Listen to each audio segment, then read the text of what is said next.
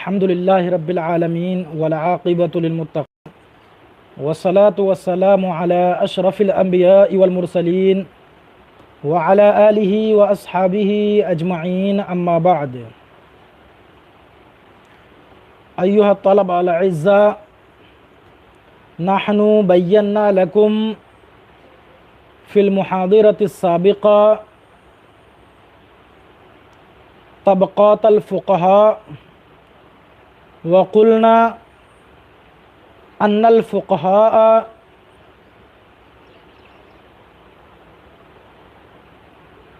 قسموا إلى 7 طبقات، فبينا هذه الطبقات ال7 بالتفصيل في الدرس الماضي. ثم كان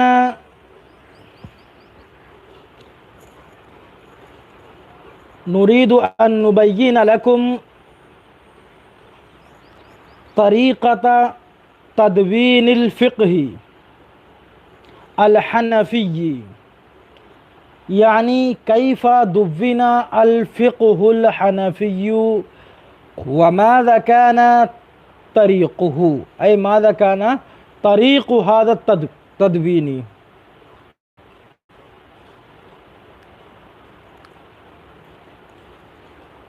ففي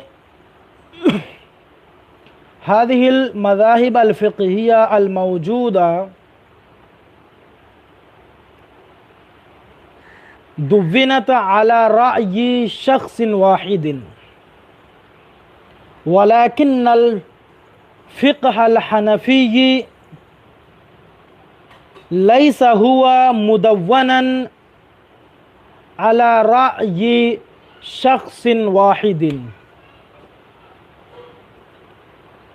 بل الفقه الحنفي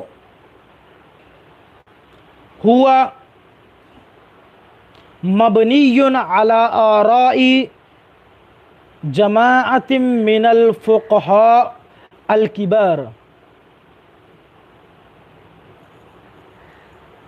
ويبين عدد هؤلاء الفقهاء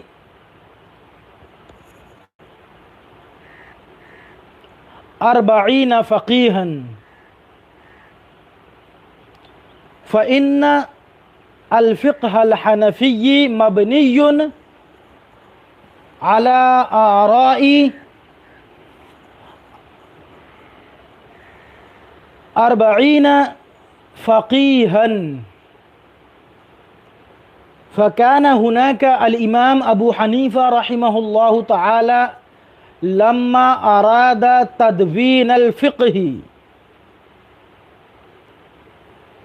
فهو لم يفعل بأن يجلس بنفسه ويستنبط المسائل ويدون الفقه، لا، بل هو شاور مع فقهاء الكبار في عصره وزمنه،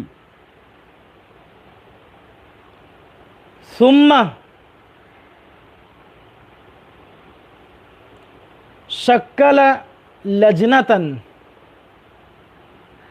فقهية تشتمل هذه اللجنة على 40 فقيها من أكبر فقهاء ذلك الزمان.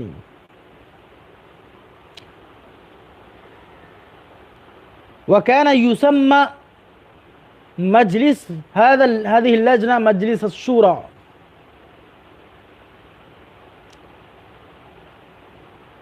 وكان هذه اللجنة تعمل في رئاسة الإمام الأعظم أبي حنيفة رحمه الله تعالى.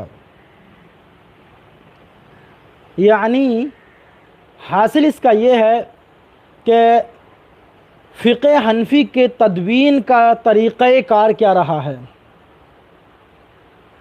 فقہ حنفی جو ہے تو اس کی تدوین کا جو طریقہ کار رہا ہے وہ کیا ہے؟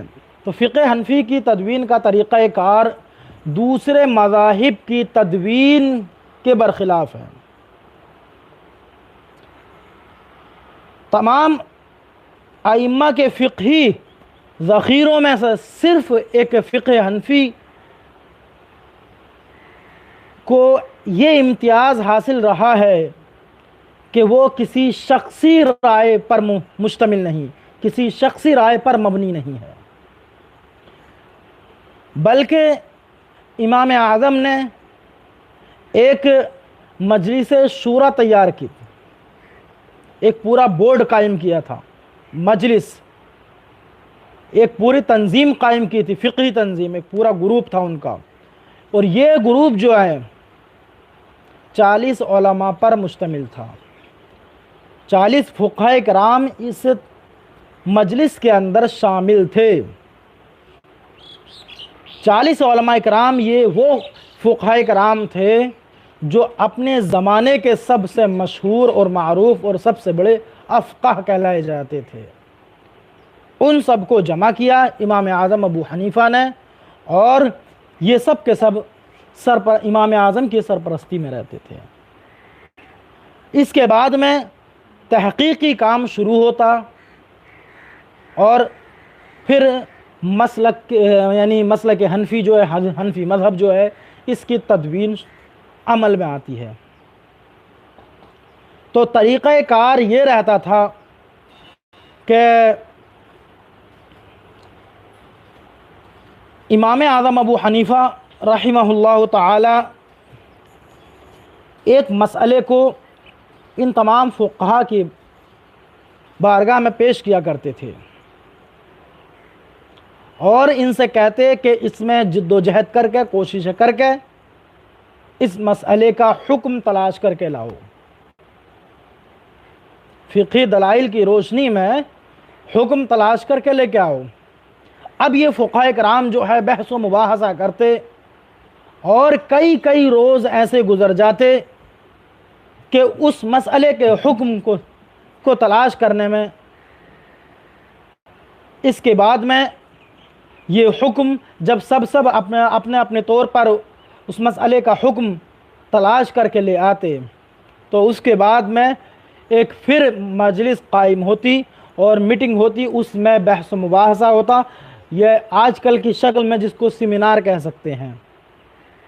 تو سیمینار کی شکل میں بیٹھتے، اور پھر علماء کرام اس پہ بحث و مباحثہ کرتے، پھر آخر میں اس مسئلے کا جو حکم ثابت ہوتا اس پر امام اعظم مہر ثبت لگا دیتے اور اس کو صحیح کر دیتے، کہہ دیتے۔ پھر اس کے بعد میں یہ مسئلے کا حکم جو ہے، جو تدوین کا دفتر تھا، اس دفتر کے اندر نوٹ کر دیا جاتا، اس تدوین کے دفتر میں اس مسئلے کو اور اس کے حکم کو لکھ دیا جاتا تھا۔ یہی طریقہ کار ان کا چلتا رہا، یہی طریقہ کار چلتا رہا، اور امام اعظم نے یہ شورائی نظام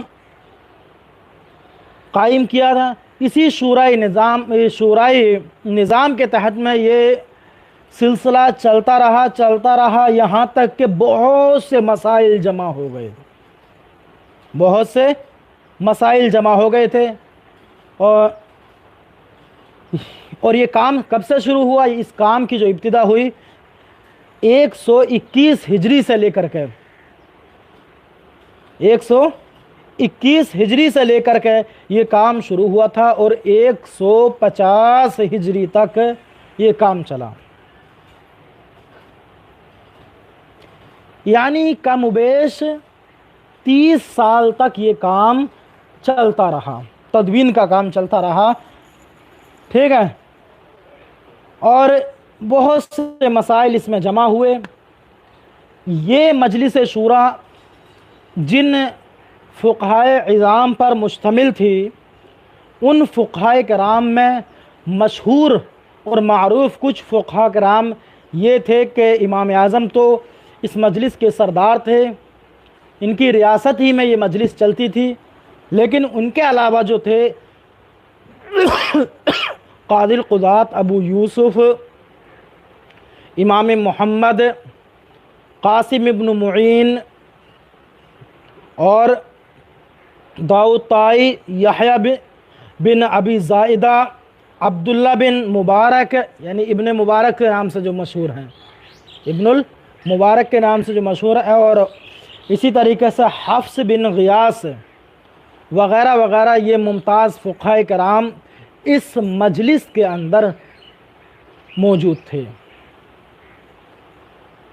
تو یہ کام تقریباً کم و بیش 30 سال تک چلتا رہا، کچھ مہینے کم 30 سال تک چلتا رہا، اور اس کے اندر بہت سے مسائل جمع کر لیے گئے تھے۔ بہت سے مسائل کبھی کبھی جمع کر لیے تھے، اور کبھی کبھی ایسا ہوتا تھا کہ ایک مسئلے کو 3 دن تک کا عرصہ گزر جاتا تھا، لیکن وہ مسئلہ حل نہیں ہو پاتا تھا۔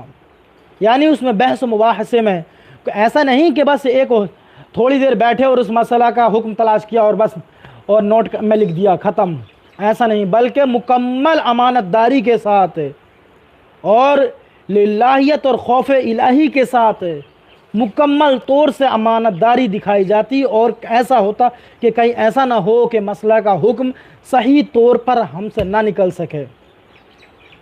تو خوف الہی کو دل میں رکھتے ہوئے للہیت کے ساتھ میں بحث و مباحثہ ہوتا، اس بحث مباحثے میں کئی دن گزر جاتے کہ ایک مسئلہ حل نہیں ہو پاتا،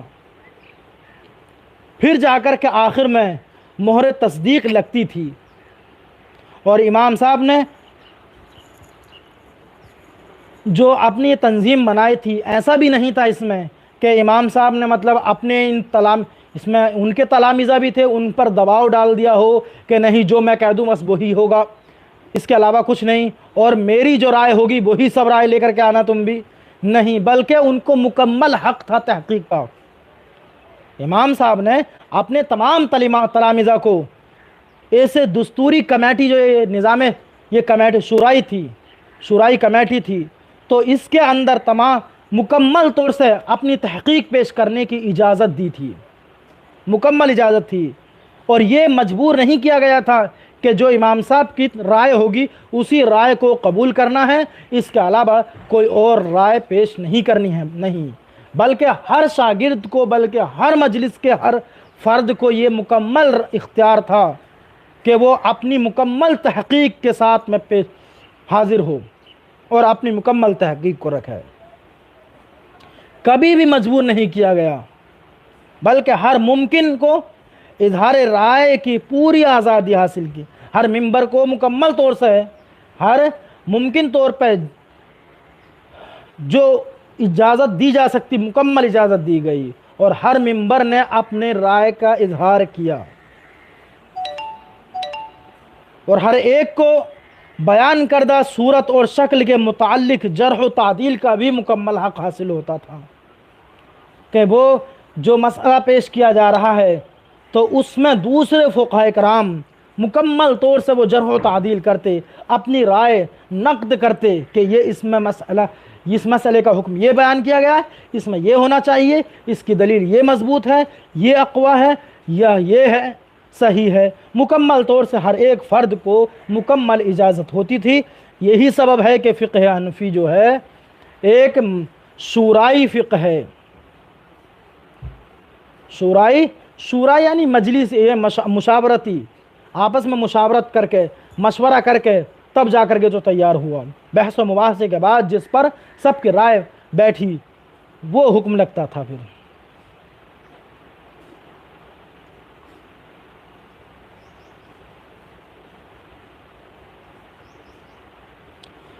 یہ ہے اصل۔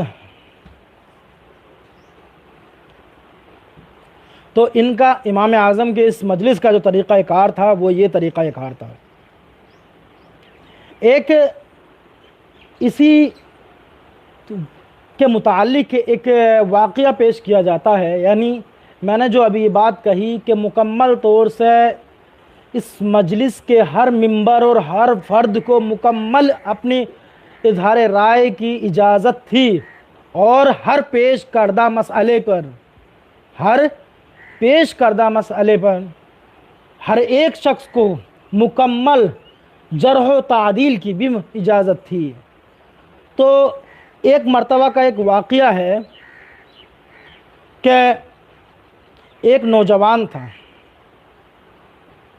ایک نوجوان تھا جو اس حلقے میں بیٹھا ہوا تھا، اسی حلقے میں یعنی مجلس شورا کا جو حلقہ تھا اس میں بیٹھا ہوا تھا۔ اس نے امام صاحب سے کوئی سوال کیا، امام صاحب سے سوال کیا، امام صاحب نے اس کا جواب دیا، لیکن وہ نوجوان جواب سنتے ہی امام صاحب کو مخاطب کر کے اخطأت کہنے لگا۔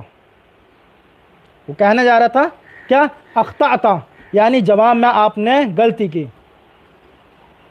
ٹھیک ہے، امام جرجانی کہتے ہیں کہ جرجانی جو اس مجلس میں تھے کہتے ہیں کہ میں اس نوجوان کی طرز گفتگو کو دیکھ کر حیران رہ گیا۔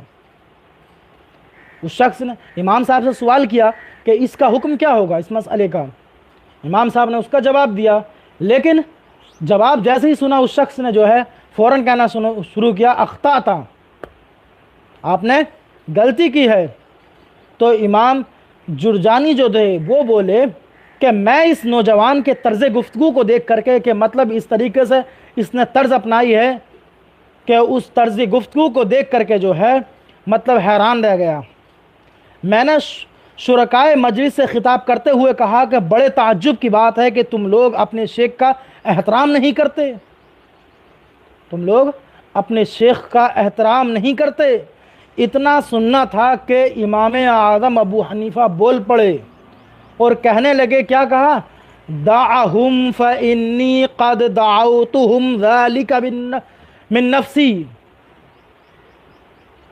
کہ انہیں کچھ نہ کہو، دعہم، انہیں چھوڑ دو، انہیں کہنے دو، جو کہہ رہے ہیں کہو، کہنے دو انہیں کہ انہیں کچھ نہ کہو، انہیں کہنے دو، کیونکہ میں نے خود انہیں اس طرز کلام کا عادی بنایا ہے۔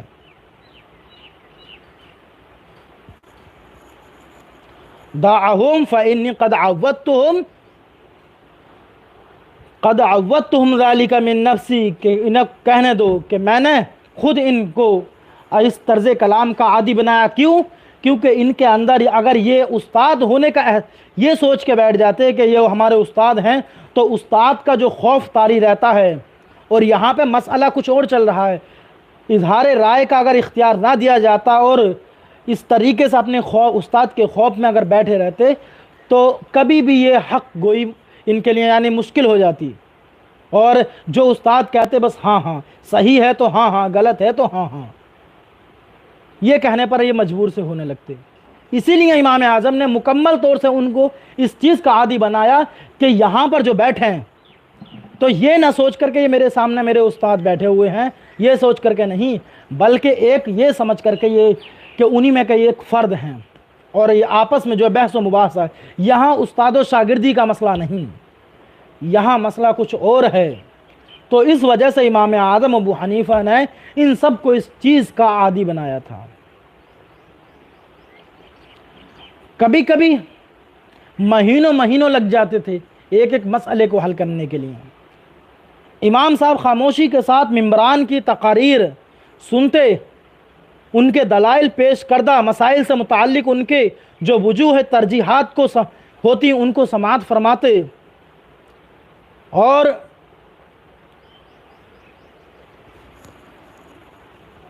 جو دلیل صحیح ہوتی، زیادہ مضبوط ہوتی تو اس پہ اپنی رائے دیتے۔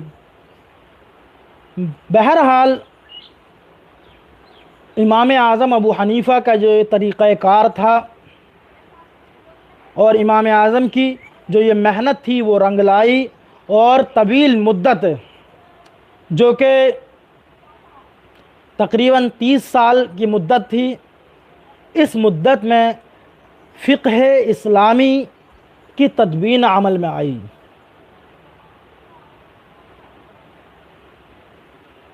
ٹھیک ہے، جس کی مدد سے آج یہ فقہ کتابوں میں لکھ گیا۔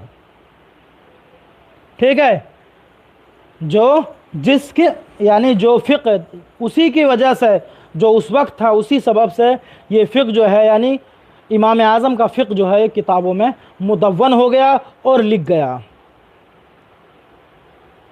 اور جو کتابیں جن کتابوں میں یہ امام اعظم کے مجلس شورائی کا فقہ لکھا گیا وہ کتابیں کتب فقہ ابی حنیفہ کہلائیں اور ان کا مذہب جو ہے وہ فقہ حنفی کہلایا. فقہ حنفی کہلایا. اس مجموعے کے اندر یعنی جو یہ کتابیں اس ٹائم پہ لکھی گئی تھیں اور جو مسائل حل کیے گئے تھے ان کے اندر تقریباً 83,000 مسائل لکھے گئے تھے. 83,000 دفعات جس کو بولتے ہیں. قانون نمبر 1، قانون نمبر 2، مسئلہ نمبر 1، مسئلہ نمبر 2. تو اس طریقے سے جو مسائل حل ہوئے تھے تقریباً 83,000 مسائل تھے جن کو لکھا گیا تھا.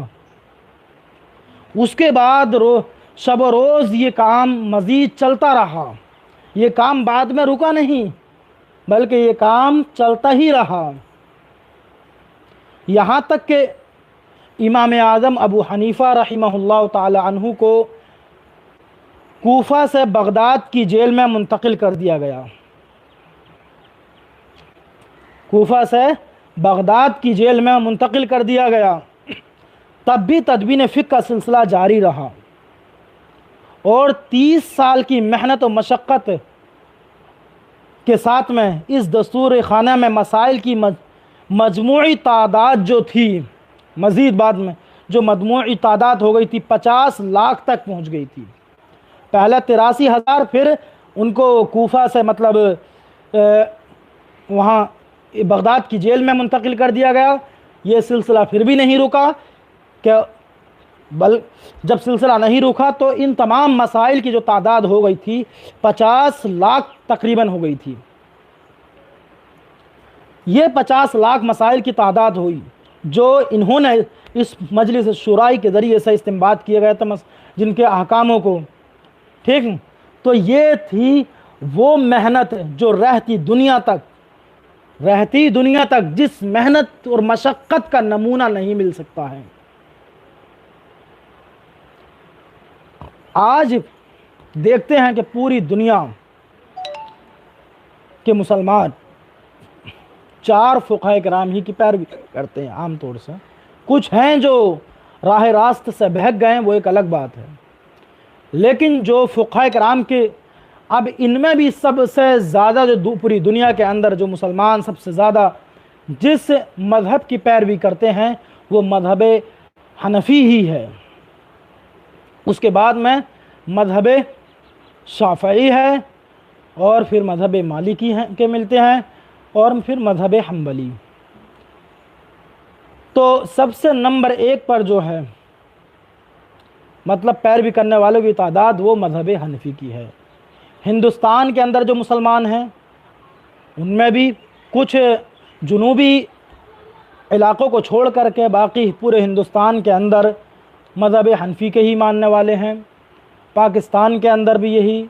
اسی طریقے سے مطلب ماوراء النہر کے اندر جو جتنے بھی ملک ہیں ترکی ہے اور وغیرہ وغیرہ جتنے بھی بڑے بڑے ممالک رہے ہیں اور ان میں مسلمان بستے ہیں ان جگہوں پہ سب میں حنفی مذہب ہی کے پیروکار ہیں. بہرحال لیکن اس کا مطلب یہ نہیں کہ دوسرے فقہ یعنی دوسرے جو 3 مذاہب ہیں وہ غلط ہیں، نہیں، بلکہ چاروں مذاہب جو ہیں وہ برحق ہیں. چاروں جو ہیں ادلہ اربع کی روشنی میں ہیں اور قرآن و حدیث ہی سے نکلے ہوئے ہیں. اس لیے کسی کو بھی یہ کوئی حق نہیں کہ جو کسی ایک مذہب کو اچھا کہے اور باقی 3 مذاہب کو برا کہے، نہیں، بلکہ چاروں کے چاروں مذہب جو ہیں بالکل برحق ہیں. جیسے کہ 4 صحابہ اکرام آپ صلی اللہ علیہ وسلم کے بڑے 4 صحابہ، ٹھیک، ایسے ہی یہ 4 مذہب ہیں. چاروں صحابہ میں سے یعنی خلفائے اربعہ جن کو بولتے ہیں خلفائے راشدین، ٹھیک، ایسے ہی یہ 4 مذہب بھی ہیں. نعم، المذاہب الاربعہ علی الحق. این الباقون؟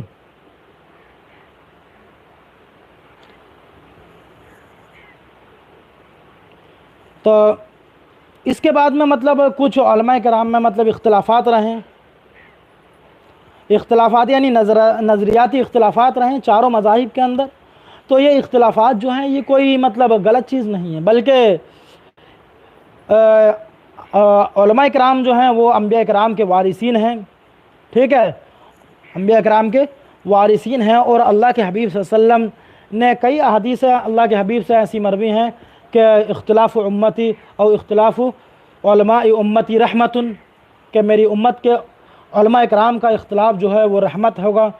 تو اسی اختلاف کی وجہ سے مطلب یہ اختلاف جو ہے یہ رحمت قرار دیا گیا ہے، اور یہ نظریاتی اختلاف ہے، ایسا نہیں کہ عقیدے کا اختلاف ہو، عقیدے کا اختلاف نہیں ہے، بلکہ مسائل میں جس کی وجہ سے مطلب کبھی ایسا ہوتا ہے کہ ایک مذہب میں کے اعتبار سے کوئی مسئلہ ایسا ہے کہ اس پر عمل کرنا بہت مشکل و دشوار ہے، جیسے کہ کئی سارے ایسے مسائل خود مذہب حنفی کے اندر موجود ہیں۔ مثال کے طور پر وہ عورت کہ جس کا شوہر گم ہو جائے اور اس کا کچھ پتہ نہ چل سکے، تو اس کے بارے میں مذہب حنفی کے اندر مختلف روایات ہیں، لیکن اکثر روایات جو ہیں 70 سال تک کی ہیں، کہ کئی سال لیکن ان پر عمل نہیں ہے۔ کئی روایتیں اس میں ہیں کہ اتنے سال، لیکن یہ ایسی روایتیں ہیں مذہب حنفی کے اندر جو کافی عرصہ دراز کے لیے ہیں، کہ کافی عرصہ دراز اس عورت کو رکنا پڑے گا، کہ اس کے بعد میں وہ عورت مطلب قاضی سے فیصلہ لے کر کے دوسری جگہ شادی کر سکتی ہے۔ لیکن 60 یا 50 کئی روایتیں ہیں مطلب، تو یہ ان روایت کے اعتبار سے اگر دیکھا جائے تو عام طور سے مطلب 20 22 یا 25 تقریباً میں تو خود شادی ہوتی ہے۔ اگر مان لیا جائے کہ 2-4 سال کے بعد یا اسی سال ہی غائب ہو جائے اس کا شوہر، تو اس کو جو ہے 60-70 سال تک اس کو انتظار کرنا پڑے۔ اگر اس روایت پہ عمل کیا جائے تو 70 80 90 سال ہو جا رہے ہیں۔ 90 سال میں تو ہڈیاں بھی گل کے باقی نہیں رہتی، ہڈیاں تک گل جاتی ہیں۔ تو آج کل کے لوگوں کی عمریں اتنی کہاں، 50-60 سال میں ہی دنیا سے رخصت ہو جا رہے ہیں لوگ۔ تو اس وجہ سے اس مسئلے میں بھی مذہب حنفی کے اعتبار سے مفتی جو ہے فتویٰ نہیں دیتے، بلکہ دوسرے مذاہب کے اعتبار سے فتویٰ دے، یعنی عام طور سے امام مالک کے مذہب سے فتویٰ دیتے ہیں۔ تو اسی وجہ سے مطلب یہ اختلاف جو ہے وہ رحمت کہا گیا ہے۔ تو اس سے بھی ہمیں پتہ چلتا ہے کہ یہ رحمت ہے۔ اسی طریقے سے مذہب شافعی میں بھی کچھ ایسی جگہیں ہیں جہاں پر مذہب حنفی پر عمل کیا جاتا ہے۔ تو یہ ایک دوسرے سے لین دین تھوڑی بہت چلتی رہتی ہے، لیکن یہ اس وقت ہوتا ہے کہ جب اس مذہب کے مسئلے پر عمل پیرا ہونا مشکل و دشوار جب ہو جائے تو ممکن نہ ہو۔ بہرحال اب انشاءاللہ کتاب شروع کرتے ہیں اور اگلے درس میں، اور اپنی بات یہیں پر ختم کرتے ہیں۔ والسلام علیکم ورحمۃ اللہ وبرکاتہ۔